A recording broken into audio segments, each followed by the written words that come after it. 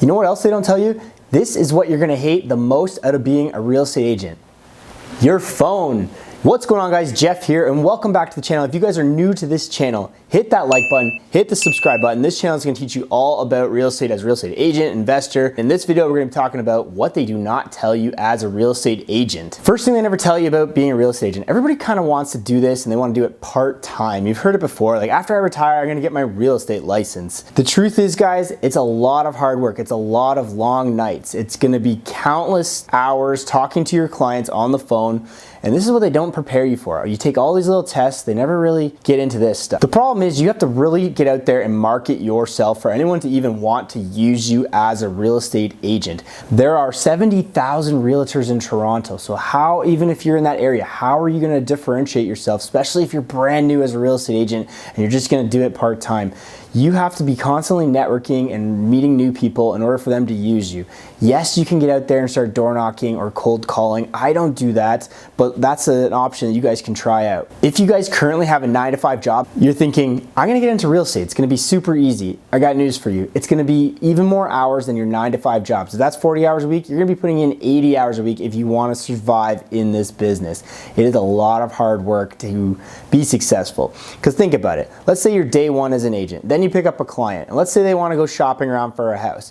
You might take the first 30 days to even write an offer, and then if your offer actually gets accepted, potentially they're going to be closing within that month, or they might be closing in 3 months. That means you're not going to get a paycheck till a little bit after the property actually closes. So are you prepared financially for this headache? Being out of pocket for 3, 4, 5 months before your first client even buys and closes on their property. You know what else they don't tell you? This is what you're gonna hate the most out of being a real estate agent. Your phone. Your phone is never gonna shut up. It's gonna be ringing all the time. And now, that seems like a good problem, but it's never gonna shut up. It's just gonna always be ringing, but you'll also complain if it doesn't ring, so it's kind of the lesser of two evils. I do have a good buddy that told me you're gonna hate your phone. I was like, so nah, I'm never gonna hate my phone, but you're actually gonna hate your phone as a real estate agent. It's never gonna shut up. But again, that's a good problem because it is business calling you all the time. The problem is business doesn't care when you're going to bed, when you have something, when you're with your family. They just want their answers now. And since there's so many realtors out there, you will have to figure out a way to always pick up the phone. I do encourage you to pick up your phone in your first year all the time. You do not get a social life in your first year. Later on in your career, you can tell clients no a lot more, but in your first year, if money's tight, pick up that phone. Picking up that phone will make you so much money in your first year, but you gotta put in the hustle to do that.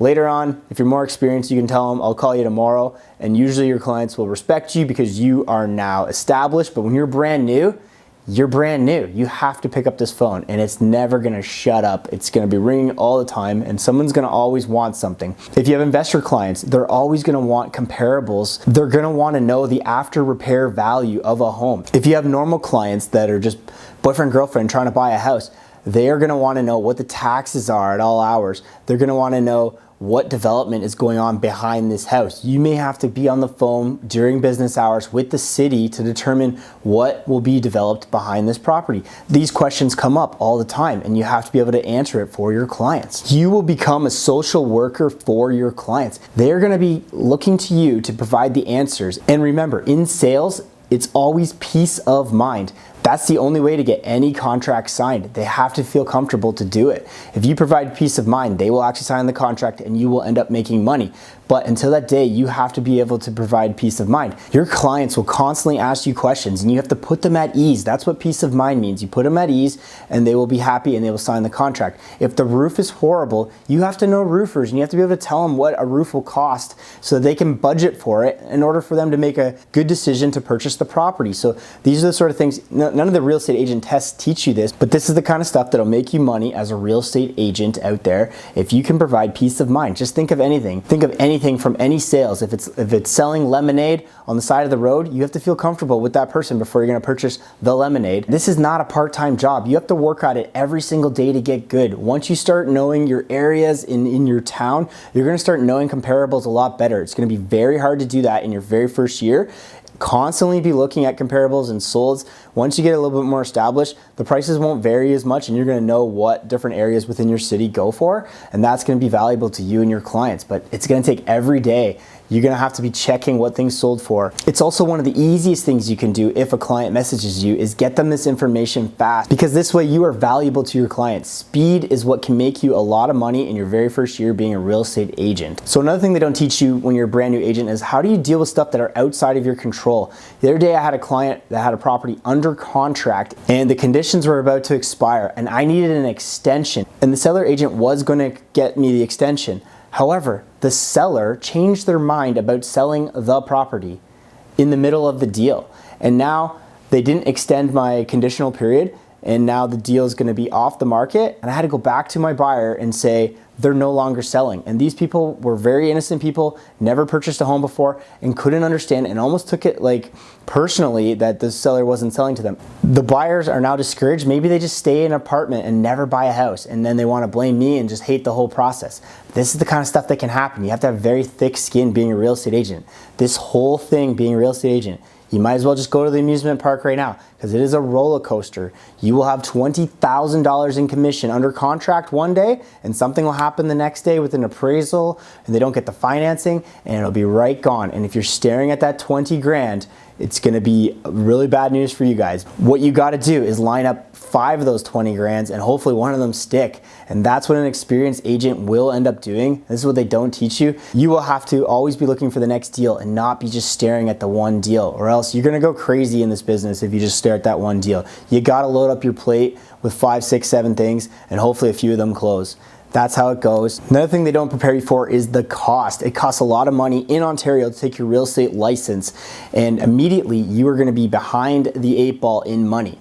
It can cost around $7,000 to be a real estate agent in Ontario. That's day one. And again, if your clients aren't buying within the first month and they don't close within the second or third month, you are not getting paid. It's gonna be a lot of money out of pocket at the beginning. I was negative $25,000 in my first year, and I'd make 5 grand, it'd be negative 20, and then it would creep back down. And then you make 7 grand, and you creep back down. And you had to work yourself out of the hole by getting up every single morning to go find business and make it work. This is the power of broke. If you do really want to succeed in real estate, I do encourage that you do it full time. Everybody wants the crutch of maybe a part-time job, but the reason why I'm successful is because I was negative 25 and I had to get up every single morning and actually go to work and make it happen. If not, I would have been just comfortable with some other little part-time job while I had my real estate license. But you know what, guys? I am still alive. I am still kicking it as a real estate agent. All the ups and downs, all the clients, all the money that is under contract and never actually comes to me, you gotta just keep pushing forward. It'll happen all the time. You never really know when to celebrate in this business. When you're brand new, you're first excited when you get a client. Then you're excited when the client writes an offer. Then you're excited when the offer's accepted. Then you're excited when they waive the conditions on the offer, if you have conditions. Then you're excited when it actually closes 2-3 months down the road. But by then you're already on to the next 6 deals and you never really have time to pop the champagne because you're moving forward. If you guys didn't know, I am in the military, and one of the things we always say is you're only good as your last day. As a real estate agent, you're only as good as your last deal. So keep moving forward and keep doing your next deal. If you can do this, this will put you to the top of the realtors in your city, because this is exactly what all those top realtors are doing. One of the things that also they don't teach you is that you will be dealing with the exact same realtors all the time. These are the ones that are actually working. So if you're working, you're gonna be dealing with these people. So you do not wanna get mad and blow up and throw your phone at these people and do whatever because you think you're some Hollywood agent. That's not how it works in real estate. You have to be very polite to these people, because even if it's a horrible experience right now, you will meet again down the road, and you have to remain tactful with these people. They are your colleagues. And the little secret, guys, these are the people that will actually get the deals done with you. If you have a reputation and it's a good reputation, and you put an offer in with another agent, that agent will vouch for you and they will say, Jeff's offer will be good, his clients are good, because I have a resume backing me. And now I'm only as good as my last offer. So if my clients screw over the agent will remember that my clients didn't close, and they will not take my deal as much. So your reputation can go a long, long way in this business to making money, and it's one of the things they don't tell you. So don't get mad at every other agent out there. You don't have to be Ari Gold from Entourage trying to get my boy Vinny a film deal and try to get your client the deal accepted. It's just not how it works in real estate, because it's gonna come around again. It's way better if you're just nice to these people, and it'll help you out in the long term. But yeah, guys, I'm still kicking it as a real estate agent.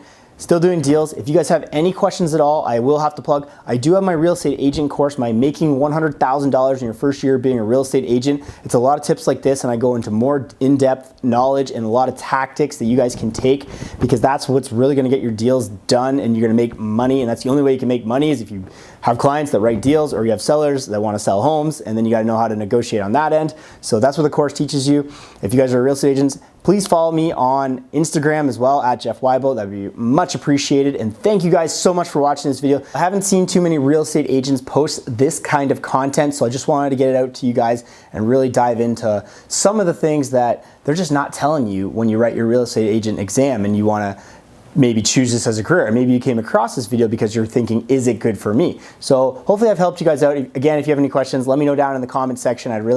I'll answer every single one of them, so make sure you guys write it down there. As always though, guys, if you are new to this channel, please hit that like button. It super helps me out. And also subscribe. I got a lot of good real estate agent stuff coming up for you guys, so really appreciate it. Send me a DM on Instagram. Ciao, bye.